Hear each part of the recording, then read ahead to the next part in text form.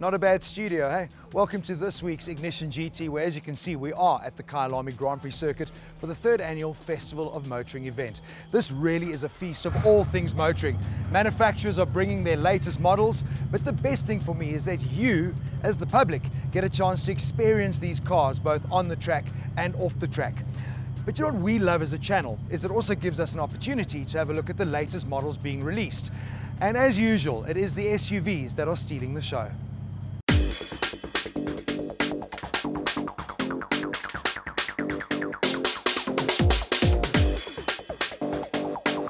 We kick things off at the top end of the pricing scale with a big daddy of all SUVs, the Mercedes-Benz G-Class. On display at the festival was the range-topping G63, looking uncannily futuristic in its matte silver paintwork. The interior is now fully up to date too, sporting the dual adjacent screens first seen on the S-Class, and of course a host of turbine-inspired air vents. Similarly large is Audi's new Q8, which in the metal is more akin to a hunkered down Q7 than its makers would have you believe. There are some unique touches that set it apart though, like the horizontal taillight that runs the width of the rear end, as well as the huge blacked out grille. Good news for fans of the four rings is that the Q8 will be coming to South Africa in the second quarter of 2019. For something a great many more South Africans will be able to afford, we headed over to Haval, where the all-new H9 7-seater was shown to the public for the first time. What makes H9 special is that it is a dedicated 4x4. So this is a genuine multi-purpose four-wheel drive vehicle. So you get your luxury, but you're getting the 4x4 ability as well, whereas the rest of the range are urban specials. It rides on a ladder chassis. It has technology which is not shared with the rest of the range, especially the all-terrain system and the 8-speed ZF gearbox and the Borg-Warner torque-on-demand system. That's what differentiates it, that's what makes it very special, that's what gives it the 4x4 ability it has. H9 is powered by a 2-litre 4-cylinder petrol motor. There are no diesels in the range. It is turbocharged, but there's new turbo technology in place. It's what the manufacturers call dual channel. So there are 2 feed pipes from the exhaust system which pressurize the turbine. So the engine is incredibly powerful for its capacity, and the torque band is very, very wide, 1.8 revs to 4,500. So a very reliable engine, a very durable engine, and the durability is also due to the fact that the heads are chain driven. So great durability, great power, also good economy. Speaking of economy, how much will all of this cost? We're offering the vehicle at 600,000 Rand. It does include a 5-year 100,000 warranty, the service plan, 60,000 kilometer service plan, also 5 years, and the 5-year roadside assist. All inclusive, no extra costs. That's why we say it's an unbeatable offering.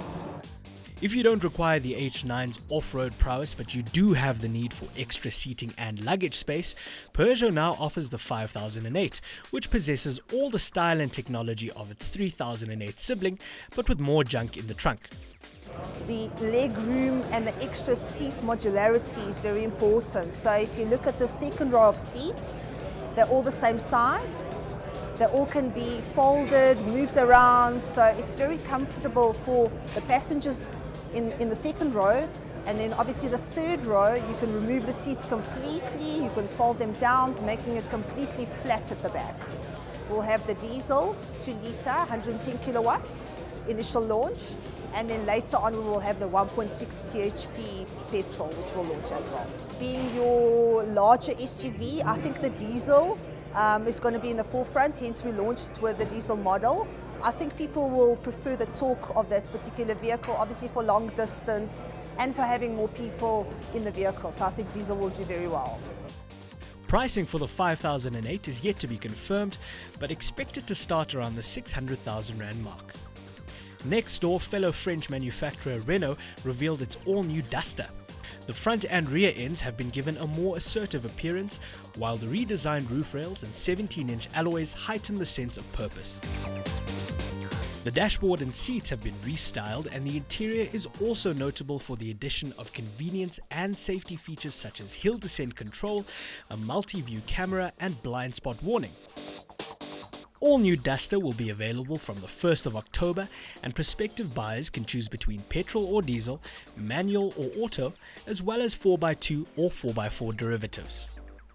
The vehicle that got the most tongues wagging, however, was not the biggest, the most expensive, or the most powerful.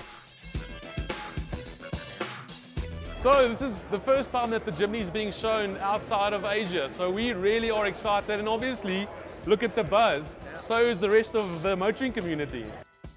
The excitement was to be expected, for this is the first new Jimny in 20 years, and despite its pint-sized dimensions, this off-roader has big shoes to fill. There's just nothing like it.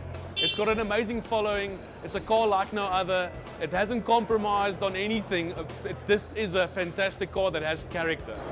When it comes to off-roading, the engineers didn't compromise. So first of all, it still has solid axles front and rear, which is something that now in SUVs is a really endangered species. But that has remained unchanged. But they've added things like hill descent control and a traction control system to the new Jimny. Approach departure and breakover angles have improved on the new Jimny, as well as the ground clearance is up by 20 millimeters over the outgoing one. And ground clearance was never really an issue on the old one. So the new one now really just is the ultimate off-roader. In an era of evolutionary rather than groundbreaking designs, the styling of the new Jimny represents a radical departure from its predecessor. Yes, there are visual cues that evoke SJ and LJ models from the past, and yes, the exterior dimensions remain pretty much unchanged, but there's no denying that this is something completely new and completely different. Its rugged, utilitarian character, though, remains intact, and nowhere is this more evident than inside the cabin. Again, on the inside, it was all about practicality. So that was the starting point, something that is easy to use, big chunky buttons that you can operate easily, and even while wearing gloves for guys who use Jimnys professionally.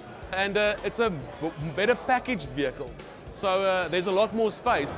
Features that have been added are things like the fact that the rear seats can fold down completely. They're coated in a scratch-resistant plastic material, so they're easy to clean. And also a big deal is the usable space is now almost a complete square, because they've taken away the rear wheel arches that protruded into the cabin in the previous generation. So you can almost fit an entire 60-inch TV box in the back there.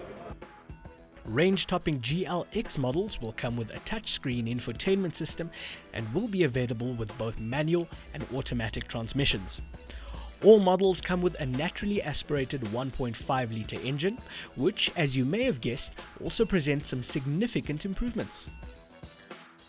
The new engine makes 75 kilowatts now and is significantly lighter and a lot more fuel efficient than the outgoing model. So you get more power, you get better fuel consumption, less overall weight. It's just win all round. With prices expected to start at 265,000 Rand for the GA model, Suzuki's new Jimny is bound to win many new fans in South Africa.